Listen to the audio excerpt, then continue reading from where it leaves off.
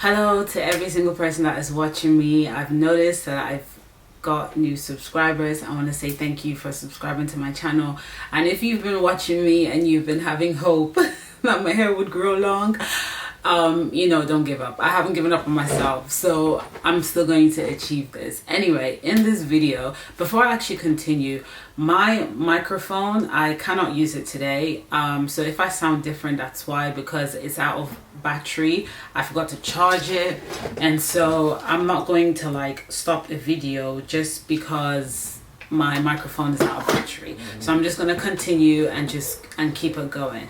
Anyway, today I'm going to talk about how I damaged my hair, because I have not told you lot how I damaged my hair. I told you lot that I had endometriosis and that, due to the health issues I had, my hair got damaged, but I didn't really get into the specifics. So I'm just going to give you bullet points on how I damaged my hair, so that you don't make that same mistake as well. So first things first, one of the ways that you could easily damage your hair is lack of knowledge. I think this is something that is actually missing in the Black community in general. I feel like Black hairdressers, and I know there's some Black hairdressers who do have knowledge and they do have a certificate, and they've studied hair and all that stuff, but I just feel like there is lack of knowledge when it comes to Afro hair. And so due to this lack of knowledge is probably the reason why 75% of Black women don't have long hair. It's just lack of knowledge. It's not even about the product, it's not even about the techniques now, it's just lack of knowledge. You would be surprised the amount of people in our parents' generation that don't know what deep conditioning is. They don't know what deep conditioning is. They know what a conditioner is. They don't know what it's supposed to do. They don't know low porosity, high porosity. There's a lot of things they don't know. So we who became their children grew up, and at the same time we don't know, so we have to unlearn to learn, and we make a lot of mistakes because we're not professionals. So I think this was the first step for me damaging my hair. It was lack of understanding porosity. You all know that I started off natural about 4 or 5 years ago, and even though I heard people talk about porosity, I was just like, what the hell is this again? I didn't really have knowledge in that, and so that kind of affected how I was supposed to moisturize my hair, and also the lack of knowledge with 4C hair. Nobody can have this argument with me. I have 4C hair, and it is the most, the hair is so different. You cannot compare to any other hair on this planet. And so the fact that there is so much lack of knowledge with 4C hair in itself, because it's so drying, naturally it's on the drier side. So anything that anyone tells you to do, you might have to do it a little bit more because it's 4C. Then you have to pay attention to the texture of the product. Does it have slip? Does it have a lot of thickness? If you have 4C and then you have fine hair, that's like a whole nother unlearning and learning to do again. So this was probably one of the ways I sabotaged, because breakage for me, the number one reason why I went through a lot of breakage is just moisture. I have tried to moisturize my 4C hair in its natural state, and it is just so difficult, because it's not even I'll moisturize it today, it stays moisturized. By the evening, it's dried out. The neck, I have to do it every single day, which I didn't mind if it was going to stay like that. But then at a point, it's supposed to stay moisturized for the whole day, not half a day, not a couple of hours. So that's probably one of the reasons why I actually decided to relax my hair as well.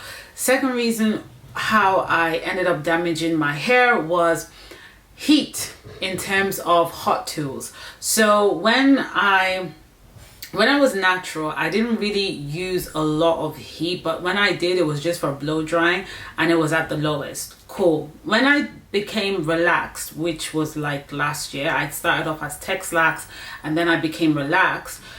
I was using the blow dryer on a low heat, but I was flat ironing my hair at 180 degrees Celsius, right? Because some people, you use Fahrenheit. In the UK we use Celsius. I did it at 180 degrees Celsius, and I thought that was okay. And I was doing that for a long period of time. No, actually, let me go back. I started off as 200.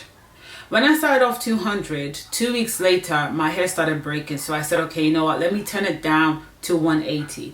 I turned it down to 180, and I noticed that there was still breakage. But when I was listening to people who were, you know, flat ironing African hair, Afro hair, they were all doing it at a very high temperature. So I thought this 180 isn't really bad.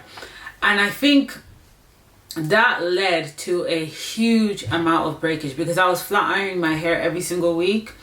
And even though I was using heat protecting, you know, things to protect the heat, my hair would just break and break and break and break and break and break. At a point, I thought, what am I doing wrong? Because I'm seeing all these black hairdressers online, flat ironing damaged hair, flat ironing, you know, and they all say it's fine, it's how you use it. And I'm thinking, I can't go back down to 165. Like, what's that going to do for me?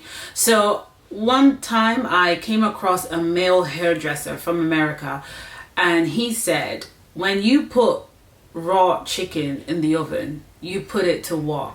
200 degrees, right? Somewhere around there, right? When you roasting potatoes, when you're, you know, putting beef in the ovens, or whatever it is that you put in the oven that is meat, you putting it up to 200 degrees. Why am I flat ironing my hair at 200 and 180 degrees? When he said this, it was like a light just switched on, because I thought, wait a minute, if raw chicken can go in the oven for 200 degrees, why am I flat ironing my hair at 200? Why am I flat ironing my hair at 180? This is hair. This is not meat. This is not raw meat. So I just heard that voice in me that just said, turn the heat down. So now I flat iron my hair at 165 degrees. Okay, so at the time I felt like that contributed to the breakage. Now, for those of you who are like, why would you use heat on damaged hair? So this was another thing, right? Because a lot of hairdressers will say that heat is not the problem, it's how you use it. What I didn't know was, even though I was using heat protecting, because in the process, I took out the camera because a bee came into my room, and when these things happen, I'm a little kid, I don't like having insects and bees flying all over the place. Anyway, back to what I was saying. When I was using heat, the Lord obviously showed me a blowout cream that I should use while I'm using the heat. So what I used to do was, I would obviously wash my hair, do everything I need to do with my hair in the bath. Then I would apply the blowout cream and the serum. And the blowout cream claims that it can protect heat up to 450 Fahrenheit. The serum didn't really say that. It just said for strengthening and heat protecting, blah, blah, blah. So I'm thinking, okay, if the cream claims that it can protect up to 450 Fahrenheit, that's all I need to use, right? So I would apply the blowout cream and the serum, let that sink in for about 20-25 minutes, and then I blow out on low heat, and then I use my flat iron, because all the black hairdressers on YouTube were doing it this way. I didn't see them apply anything else before they flat iron. But I was doing that wrong, because when I came across this male professional hairdresser, he said, no, what you do is you apply the leave-in conditioner, allow that to sink in, then you apply your blowout cream and your serum. The blowout cream and the serum is for the blowing out stage. Once you're done with that, then you apply another heat protectant for the flat iron. So at every stage where you're about to add another heat, you need to add another protectant. And this was the light in the tunnel. This was why, even though I was using heat protectant in the past, the hair was just breaking and breaking and breaking, because I would apply the protection in the beginning, and then after I'm done applying the protection in the beginning, that would be it. But he said, no, if you apply protection before you blow your hair out, and then you blow your hair out, then you need to apply another one before you use the flat iron. So that was one of the reasons why I ended up with so much breakage because the protection wasn't done correctly. It was done incorrectly. And the thing is, when you listen to all these hairdressers online and they show you how they do on other people, you can never know whether they've damaged that client's hair, because the client will not come back on social media and say, hey, that particular hairdresser damaged my hair, because some of them don't have social media, some of them don't care to come back online. So we don't know what happens afterwards. They can only tell you, oh, this is how I've been doing it and there's no problem, but your client is the testimony to what you've been doing, not the hairdresser. So anyway, that was part of the reason why I damaged my hair, part of the reasons why I had so much breakage. The next one was relaxer touch up. Oh my gosh. Okay, so anyone who has 4C hair can probably relate to this. When you relax your hair, right, the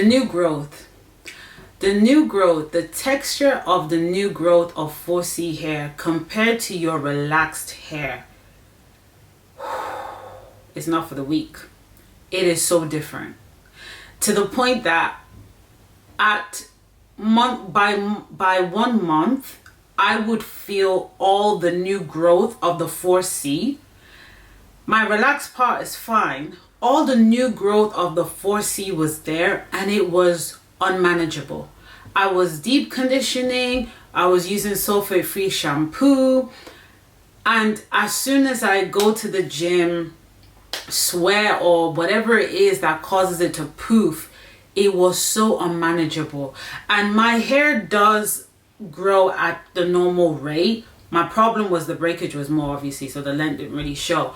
But the new growth was so unmanageable that it got to a point where I started doing relaxer touch-up every 2 months because it was unbearable. When 4C hair new growth shows or pops up, it feels like something is crawling in the scalp when you can't find something to to manage it. Is really the texture is so different that you can't even brush your relaxed hair because you can feel the poofness of the 4C in the beginning. So I said, you know what, the key to relaxer is it must not overlap, right? That's the key. So I said, okay, let me relax it. As long as it doesn't overlap, we don't have a problem. This is the problem. It got to a point where I was doing it every 2 months, which is what, 8 weeks, which you're not supposed to be doing. And I think at a certain point, because I'm doing it on my own, the new growth, even though it felt like it was a lot in texture because of how it feels compared to the relaxed, somehow, some way, I'm sure it overlapped. And so I was just thinking, what am I gonna do to like soften this new growth to avoid me doing this touch up too early, because it's unmanageable. Now remember, I don't do protective styling. I've stopped that since December. I don't wear wigs. I have decided to challenge myself to deal with my hair and my hair only. That's the challenge I've set for myself. I must know my hair by the end of this 2025. This is the only hair I have, and this is what I'm going to deal with. So this was another problem I had to solve. And you couldn't believe what I discovered. What I discovered was that a reconstructive treatment every second week softened my new growth. I couldn't believe it. I could not believe it. Nobody told me. I didn't even get a revelation. Let me tell you what happened. The breakage was so much, and I thought to myself, if I'm experiencing this level of breakage, I need to start doing this protein thing a lot more. Now, people will say use protein once a month if the breakage increases. If you don't have that much breakage, use it every 6 weeks. I started the reconstructed, because the reconstructor that I have has a lot of protein in it. And I said, you know what, I'm going to start doing that every second week to minimize the breakage. I did not realize that that was the thing that was softening my new growth. I have never heard of any black hairdresser talk about how to soften that new growth of 4C hair when you have relaxed hair. They all say deep condition. Yeah, I was deep conditioning, but it wasn't softening that new growth of 4C. I was even surprised that a reconstructor can do that, because protein obviously leaves the hair, you know, hard. But the reconstructor that I use has a slip, which is good for fine hair. And so when I started doing that every second week, my new growth softened. And then I was able to like not retouch the new growth until it's time. So I'm really happy that, because it got to a point where I was about to quit this challenge and get myself extension or get myself some kind of weave, but I said to myself, nah, I'm not going back. I'm not, like, I have to solve every single problem I encounter with this hair. I have to overcome this. It's not even about just growing my hair out. It's just understanding my hair. Just understanding my hair. So that's part of the reasons why I encountered damage. Then when I was going through my whole endometriosis thing, for those of you that don't know, and people who have endometriosis, they have heavy bleeding. Some people bleed every single day. The condition I had, I was bleeding every single day. I had huge, heavy clots. Huge, heavy clots. I was changing pads like 6 times a day. I would have to buy a pack of pads every single week. It took a huge toll on me. That I wasn't ready to spend so much time in the bath. So I stopped deep conditioning, because I came across, it's funny because during the time I was going through my endometriosis stuff, I came across someone who said, oh, you don't have to deep condition, you could just use a rinse out conditioner, it just does the same thing, blah blah blah. So I was like, okay, let me just try and just use the rinse out conditioner and not use the deep conditioner, because they both got conditioner in it. And I did that, and I realized that my hair was not soft at all. Like, it just wasn't soft at all. So I went like 2-3 months of not deep conditioning. I think the only reason, now that I look back, the only reason why I did that was I was going through a health issue and I wasn't ready to spend so much time in the bathroom. And it's really true when people tell you that your hair is a reflection of your health. If you are sick inside, it's really going to reflect on your hair. And not only that, you will just feel unbothered about your hair. Like, it really reflects it. Another thing that caused damage to my hair was using the wrong combs as well. You know, I had changed from natural to relaxed, but what I noticed with relaxed 4C hair, when it's done in a healthy way, it's not fully straight. It's got a lot of kink to it as well. So I thought, okay, switching to relax, I can use a white tooth comb and just, you know, like the way the girls be doing it. No, it's not like that. 4C relaxed hair is like your 4C kinky hair extensions without the coils.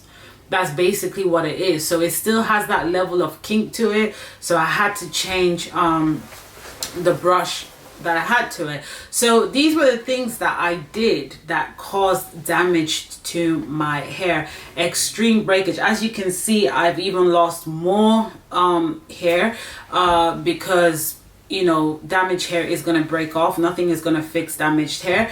New hair will grow from the roots, but what's there is going to get cut off. I'm surprised that I'm not even bald, even though I feel like I look bald in this video. But let me just show you the length that I'm dealing with, like what I'm dealing with right now.